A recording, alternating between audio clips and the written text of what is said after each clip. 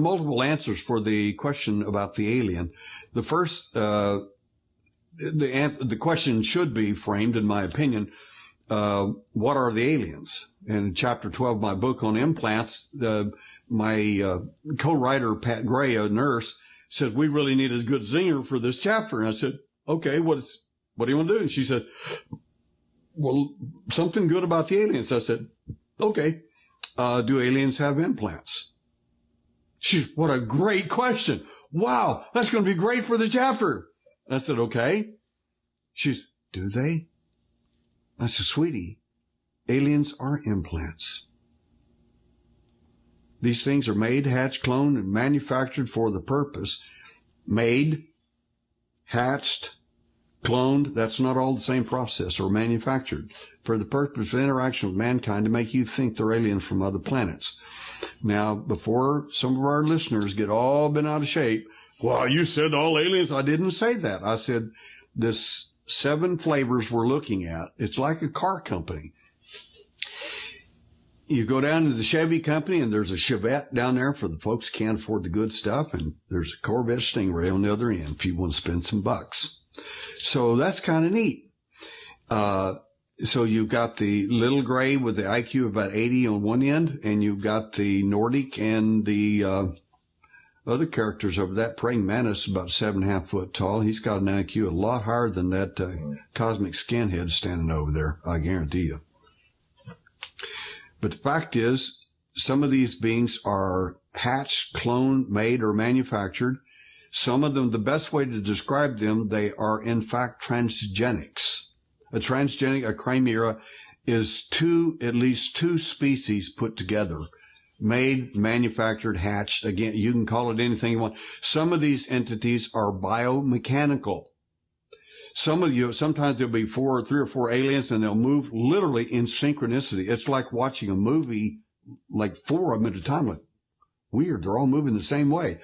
Those are probably strictly mechanical or biomechanical. Some of these entities, there are craft out there that are like this as well. It's not just the alien. And as for they live on another planet, I seriously doubt that.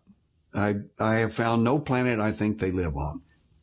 I can show you film footage, NASA and other film footage, of craft hundreds of miles big. We have one craft that's 50 miles thick, 600 miles across, that that some of our people are taken to in a mass abduction. That's another story altogether. It's called the December 8th, 1992 mass abduction. And the reason they were all taken to this massive craft is because I designed a plan to get to the alien. I got tired of them always taking us. I wanted to see if we could, turn the tables around. And it apparently worked, because they were real bent out of shape about that. When they brought my senior investigator is an engineer, and they brought him in there, and the very first thing, there was the so-called aliens in charge weren't.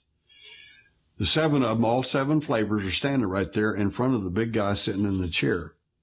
And he's looking as serious as a heart attack at my senior investigator. And he looks at him, and when he asks a question, you better have the answer, and it better be clear and totally true.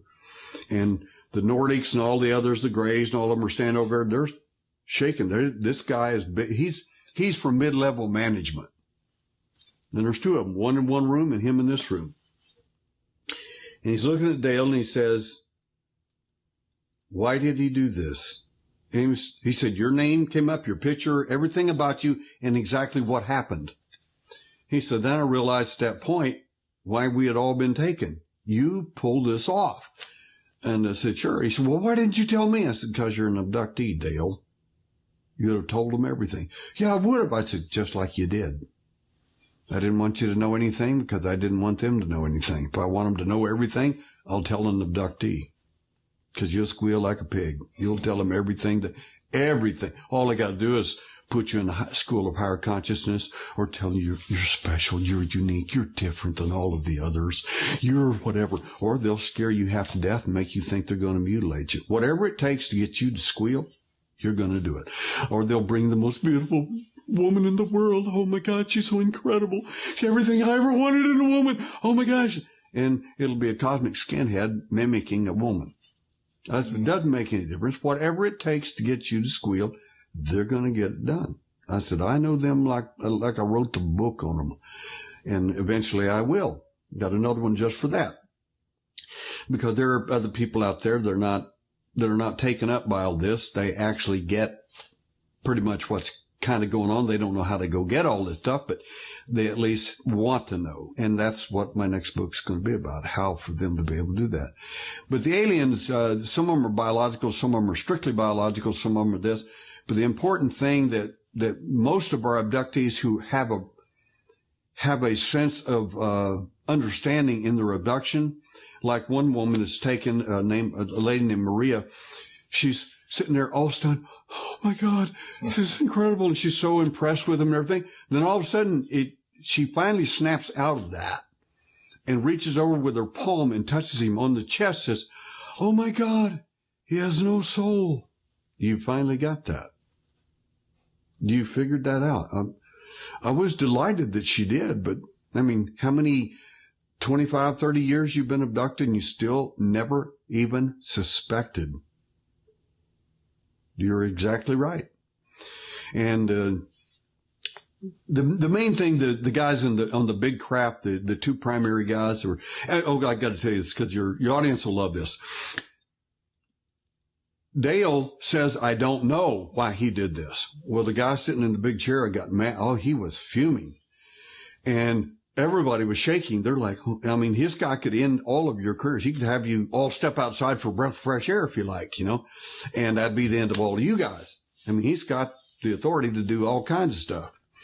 So the Nordic, who stands about 6'6", goes over to Dale, who stands 6'2", puts his face to face and forehead to forehead to Dale's, and with his big, beautiful blue eyes, oh, it's so beautiful, so alluring, puts his eyes next to Dale's and looks at him very carefully, puts his hands on both sides of his face, and looks back at the big guy sitting in the big chair and says, he doesn't know.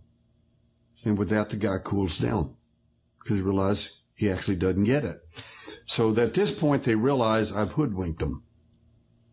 You're not going to get anything from these people because none of them have a clue. None of them. So we can spend the whole time on this. I won't, but I'm just underscoring this to let people realize that the alien's not in charge.